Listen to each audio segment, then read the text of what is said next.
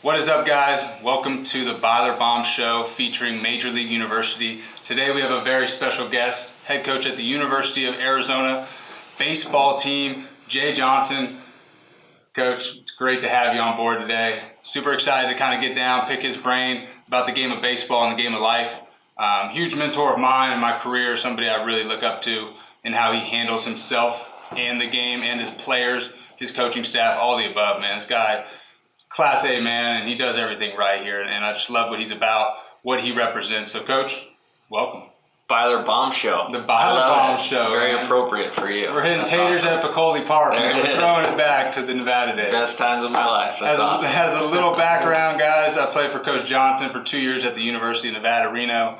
Probably two of my favorite years of my entire career, including pro ball, because one, we had the most team camaraderie that I've ever experienced, and two, we had a lot of success. And success is fun when you're winning games, and obviously I think a lot of that was due to you and the coaching staff and the players that we had at that time. So, Coach, kind of want to introduce you and just have you tell a little bit about your story, kind of what your career path is, what kind of led up to this point in your career. Now you're the head coach at the University of Arizona and doing big things here as you went to Omaha before, and just really incredible to see. So kind of give us that background of your story and tell these guys what it was all about. Yeah, my whole life has been built around being a part of a team or being a part of athletics. My dad was a high school football and track coach as I was growing up, and it was great to be around that dynamic of his players always around the house and being a part of that. And I love competition, and really he is, who I've looked up to my whole life and wanted to emulate. And so I had a great foundation, and he was really ahead of his time, in the 1980s when I was a little kid, as far as, strategy and motivation and those types of things, and was always drawn to it, and played all the sports, growing up, literally all the way through high school, 4 sports all the way through high school, and just having the opportunity to be around competitiveness and being around teams. This is all I've done my whole life. I mean, without being a coach or being a part of a team, I don't know what I would do. So, very fortunate in that regard. I did think I was the best 5'7", 160-pound running back in the world, but those guys fall off after high school. So we had to turn to baseball and learn baseball. And, I had a couple really good coaches in junior college that taught me the game and advanced me from all the great foundational lessons I had at home, and then went to Point Loma and had a great experience there as a player. And after I got done playing, I wasn't quite sure for a few months what I was going to do. And, after, spinning my thumbs around for about 2 or 3 months, decided like there's only one thing to do, and started coaching at Point Loma. And really the rest has been history, pouring my life into one thing has been really positive for me, and has led me to coach, some good teams with great players like yourself, and, it's kind of culminated in being here at Arizona. Yeah, absolutely. And I did a little research. I did my homework, as you would say, and I saw you were the 6th ranked team your first year coaching at Point Loma.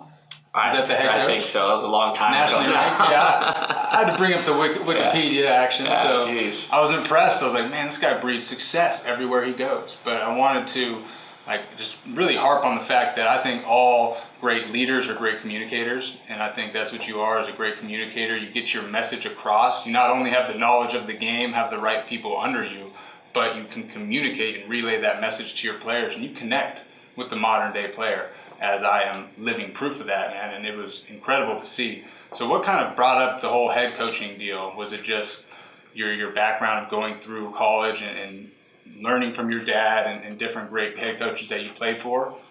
I just, like I said, I've always loved competition. I don't know if it's being an undersized person, but, kind of that chip on your shoulder, want to be in a battle, so to speak. And then that's probably where that originated. And then the enjoyment I get of helping players and teams come together and reach their full potential is a challenge. And each year is its own different kind of set of circumstances that you have to navigate, deal with positives, failures. How do you handle success? How do you handle failure? and you learn a lot about yourself. And my goal has always been to help each player establish a high standard of excellence for themselves, and then commit to improving on a daily basis. And then by doing that, they can earn each other's respect and become dependable and reliable and learn how to be what the best version of themselves is. And then if you do that, then the success will follow. It's a crazy society that we live in nowadays where everybody just wants instantaneous results. Yeah. And if you look at the people that have achieved the highest in any field, it's not an overnight deal. It takes time. It takes that improvement. It takes commitment. And so that's probably what I enjoy the most about it. Awesome, man. And my favorite phrase from you was, let's get 1% better every day. And we get the hand motions in, and I love it because if you think about it, if we get 1% better every day, that's 30% every month. And now after in August of starting this and continually working at maybe one little simple task or detail that a lot of people overlook, it's going to lead to those one-run games like we talked about, and really winning games, finishing games, and then going on to the postseason.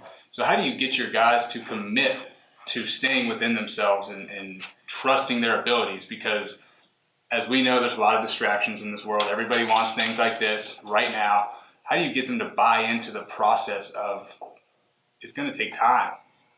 Yeah, it's extremely difficult. I think it's getting harder and harder as we go. You know, you turn on SportsCenter and it's all drama related, negativity, those types of things. And there's that very small group of elite people, the Patriots, Alabama football, the Golden State Warriors, where everybody wants to be that. But those things were not built overnight either. And baseball is a game that's built around failure. And so the success part of it, if you get caught up in the result and that's all that you're focused on, then you're going to kind of live an empty life and you're not going to achieve at a high level. Sometimes the most important things that I think we try to do is to get our players an understanding of make the joy of the game come from the competition, from the process of developing yourself.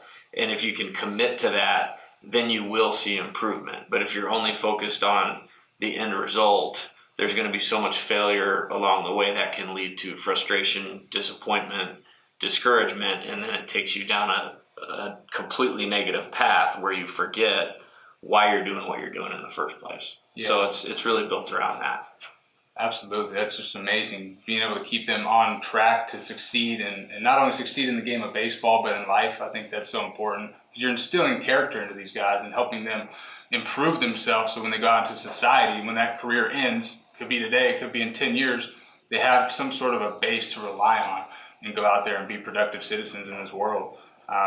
Another question I really wanted to ask was the mental side of the game, man. Something at Major League University that we love is the mental side of the game, and you've really inspired me to continue that trend because it's real and it works. And so many times we get caught up in the weight room, the hitting, the pitching, let's go take more ground balls, but what are we doing to work on our minds?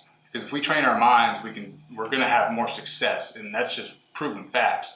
So how do you, or why is the mental side of the game so important to you and your coaching staff here? Yeah, I think, the margin between winning and losing is small. Being a team that's in the College World Series versus a hair just on the outside of getting to the NCAA tournament is incredibly thin. And so that's more than just executing a fastball away as a pitcher or getting that perfect swing as a hitter or having great plate discipline. All those things matter. I mean, we want to be grounded in fundamentals. But the key is for those fundamentals to be able to show up consistently, and that has more to do with your mindset than anything else. You mentioned the focusing on improvement, focusing on the task at hand, what's directly in front of us. I think that's the most important component is the real ability to master staying in the moment and focusing on exactly what's right in front of you. And then by doing that, you can kind of detach from all the circumstances that everybody else gets caught up in, the fans, the media, your parents, your girlfriends, all those types of things. And you're simplifying it to not just baseball, but being right where your feet are in baseball, which allows you to be focused and confident. If you're confident in your preparation, you will play better. And that has a lot to do with what you do to organize your thoughts. And to organize your thoughts properly, you have to have a strong mental game. And it's something that we really, really believe in. Yeah, and that's that confidence factor. If you're not confident in the box or confident on the mound or confident in the ninth inning with 2 outs and the bases juiced in the College World Series, and you're out there on the heels of your feet and you're booting ground balls, like, you're not right in the mind. And I think when you can take that mentality into the game, it just prepares you, and it helps. You can see it in your teammates, that confidence. It kind of radiates throughout the clubhouse, and it shows like, hey man, our head coach trusts in us. Our pitching coach, our hitting coach, whatever it is, they trust in us and our abilities to get the job done when it matters. So you're just instilling that confidence in your guys. And as a witness and as personal testimony, it was cool to go up to the box and I could look at third base and see you there and, hey, let's go. And I'm like, man, he believes in me. No matter if I'm 0 for 15 or 15 for 15 with 5 tanks. Like, I don't think you were 0 for 15. Maybe 1 for 15. I know I mixed in some K's here and there. So kind of going back to that and going through the College World Series, your first year you come here to Arizona and you take the team, help the team go to the College World Series, which is incredible, and the championship game. So how did you guys and you personally eliminate the noise that comes along with, one, being in the Pac-12? It's arguably the best conference, in my opinion, the best. And all that noise going through the regional, super regional, into the World Series. There's hundreds of thousands of people watching you at all times. How do you eliminate the noise and go, hey, let's go, like, task at hand, what are we going to do as a team? Like, let's get the job done. Yeah, I mean, that was a really special group of players. And the coolest part about that whole journey was where it started, which was not in a place where you would have expected any of that success to happen. I think we were picked either 9th or 10th in the Pac-12 in the preseason going into that year, and maybe rightfully so for what some of the players had accomplished to that point in their career. I mean, none of them had ever played in the NCAA tournament, and we had a lot of seniors, so that was a lot of guys that had been here or at Arizona for 3 years.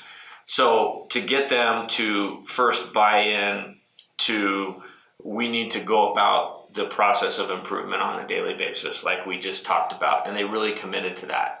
Then the process of going from a bunch of players to a team, or the family word. I mean, that's what a lot of people strive for. Very rarely does it ever happen. In that case, it happened, and we had to go through some things, both positively and negatively, for that to come together. By doing that, there was a lot of trust in each other's preparation. There was a lot of trust in each other's effort.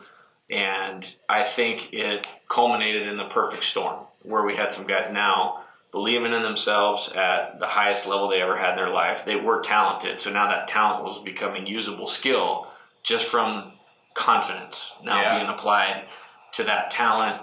And then, moving along in the season, there became such a belief, that they were going to be successful. Now you're talking about, just almost in the zone.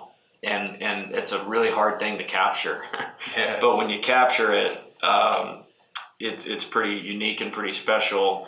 And then we really just rolled off 3 weeks of amazing baseball, throwing strikes, playing catch, putting the ball in play, amazing defensive plays, running the bases, smart and aggressive, and culminated in a really special performance. And it's something that I'll never forget the rest of my life. Would we have loved to have won the national championship?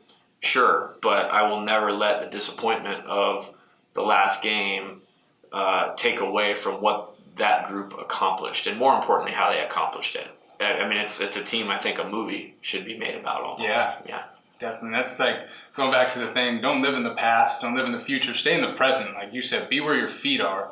Be present in the moment, because that's the only place that we can be, and that's how we're going to be the best team that we can possibly be overall. It's hard to do. It's really hard to do. Extremely hard, and I think you've done a great job throughout your career. And you go back to, hey, maybe we didn't win it. You're going to win a lot of World Series in your year or in your career.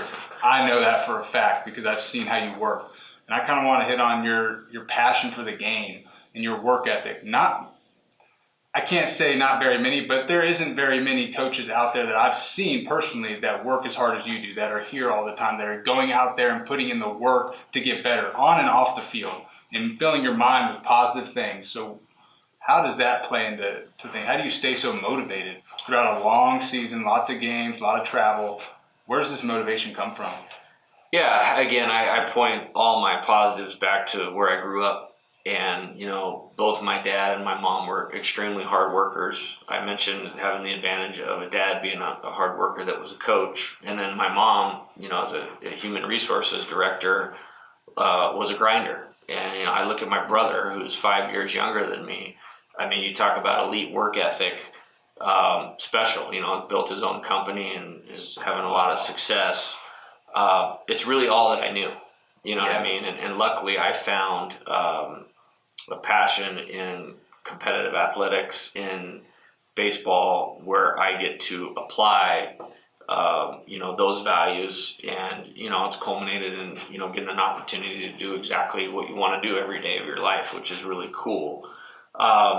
So I think the foundation of that, came from being at home. And then the other motivation is at a place like this, we're only playing elite competition. We're only playing the best of the best. And so it's not so much, I do it because I love it, but now you're in that, you have to do it to survive, whether we're talking about recruiting or developing your players or developing that team. And it's an enormous challenge. I look at this as the greatest, professional challenge of my life. And it's really exciting to come to work where you have to be on your toes. And, but by doing it a certain way, there's no punch in the clock. It's more of I look at it as a lifestyle as opposed to a job or a career. And so I don't view it as working. I view it as competing, with myself, with my coaches, and with our players to become the best that we can be. And sometimes it means you end up in the College World Series. Sometimes it might not mean that. As a player, it might mean you get to play professional baseball. It might mean you got some of your college education played for. But I think there's value in it. And, I would love for somebody to say that, the way that we work around here as coaches impacted them going forward, that they want to take that into their life and how they pursue, whatever their dreams are. Yeah, absolutely, man. That competition, like you said, you're breeding competition and competitors throughout here. And I think competition breeds excellence, because if you're not competing out there on the field in practice, how are you preparing for the game? We can all go take BP and go take some ground balls and go through the motions. When we're competing, there's something on the line. And every single game, there's something on the line, right? You're going up against Oregon State. You're going down to ASU and Tempe. You're playing good competition. These are a lot of guys who are going to be on TV in 5-6 years doing their thing for MLB programs. And that gets back to this question here, just the MLB training grounds. It's something we always kind of joked about, but it's true. And there's something that's really special, because a lot of guys want to come back and be around you. And a lot of guys utilize you as a resource for the rest of their life. I know I did personally when I was struggling in professional baseball. I called you up and I was like, hey man, I don't know what's going on. Like, I am swimming in my brain. I don't know what I'm doing. Help me out. So what does that mean to you that players really come back and reach out to you for guidance, not only just after their career or after they take that next step in their career, but after their career ends? What does that mean to you? Yeah, it's very humbling, and it's confirmation that, maybe you had a positive impact on them while they were playing for you. And what I will always revert to is I'm the one that feels like I get a lot out of the relationship. Players like yourself that are great competitors, that are great talents, that pour everything in their life to be in the best that they can be, to have an opportunity to make that not even a 1, a 2, 3, or 4 year relationship, but a lifetime relationship is pretty awesome. And we had a moment out here the other day, which was really cool. We had some recruits that were here that will eventually hopefully be a part of the program. We were working with our current team and just totally committed to that process of getting better. And there was 5 or 6 guys that are training to go to spring training. And I went back and I go, this is pretty awesome. You know what I mean? And pretty unique to where you're looking at that the past players, the present team, and potentially future players. And it's really exciting. But I feel like I'm the winner in getting to stay connected to all you guys that had such a big impact on our success as coaches.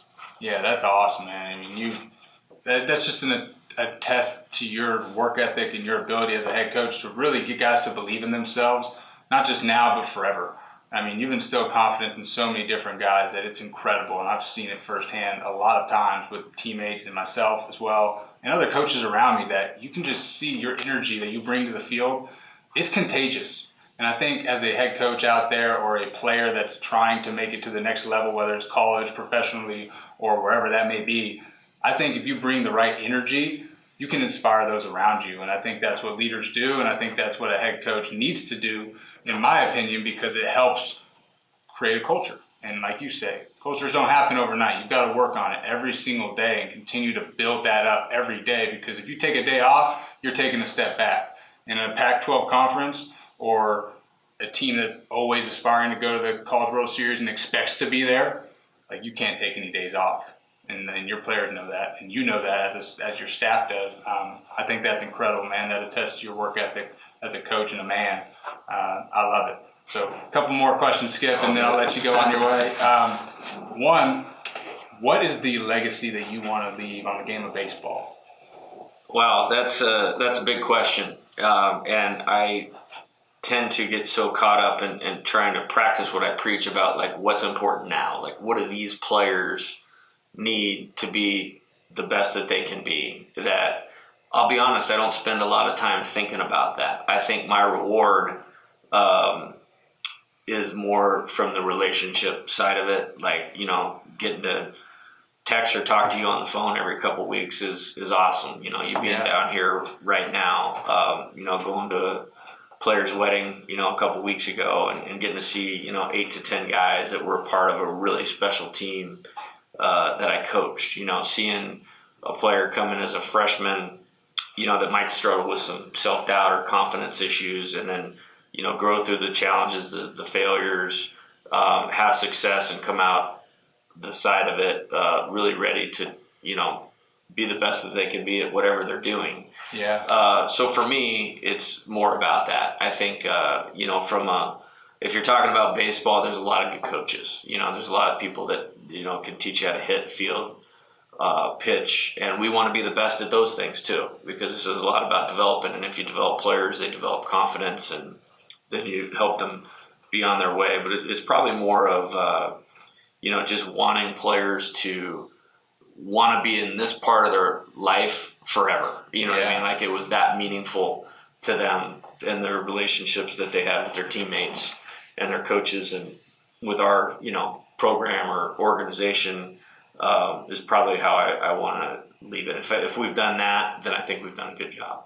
Yeah, just developing leaders in this world. I mean, it's the next generation of athletes, the next generation of humans that are going out there, and businessmen and financial advisors, and you name it, healthcare providers. Like, what you do now and what you do through baseball, it creates a lot of your work ethic for life, I feel like. And I think it prepares you, because you deal with failure, like we talked about, and going through those struggles, going through the offers, going through the times where you're just shuffling, you don't know what to do, man. You're doing all kinds of things to switch up the mojo. I think it's incredible. And to have somebody and have the opportunity to go to different universities across the nation where there's a lot of good head coaches and coaching staffs that are developing these leaders, I think sports is an amazing thing in this world and can really help generate that next group of human beings in our world. So we'll close on this, Coach. For peak performance, I'm huge on the peak performance. I know you're huge on the peak performance. I know you have peak performance strategists come down here all the time, not only here but at Nevada, that helped us out. And it inspired me when you showed up and we had somebody come in, a psychologist, and really develop our why, our core values, our standards. And that's something that I'm doing now and want to continue doing, because I see the benefit of it and I see the passion for it. So kind of tell us about the peak performance deal, why that's so important to not only you but the program. Well, again, you think about what do we want to accomplish? You know, for us, and here we said it, we want to create a high standard of excellence for doing what elite Division I baseball teams and players do. Yeah.